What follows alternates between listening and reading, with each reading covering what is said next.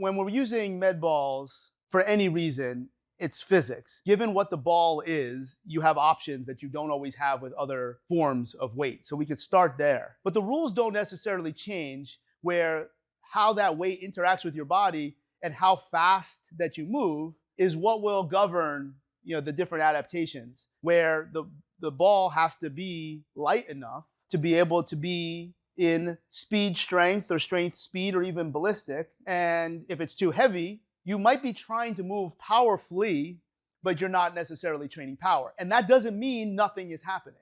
Now, that's important. And it's a little bit more challenging to apply hard percentages to a med ball because they're not as heavy and you don't have the opportunities to put partial plates or things of that nature onto a bar for Olympic lifting. So to run the whole percentages, bottom line is, are there ways to measure how fast you're throwing the ball? Yes. Are there ways to measure how much force you're putting into the ground? Yes.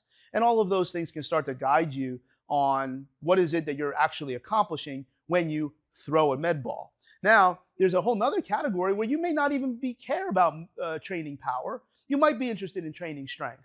Well, can you maintain a heavy, repetitions with a heavy med ball and actually letting go? So now you're at this high intensity, by definition, of something that's still explosive.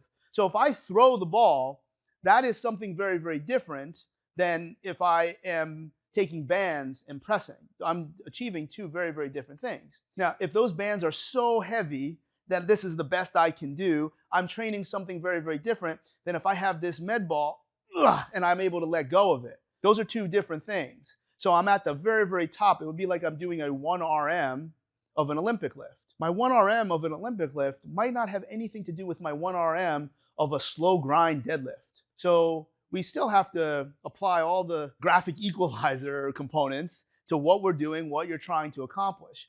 Because using a properly sized med ball for not throwing against the wall as fast as you can and as hard as you can is really, really useful. I can, just play catch. And I might mimic some of the techniques that I would use if I was trying to train for power.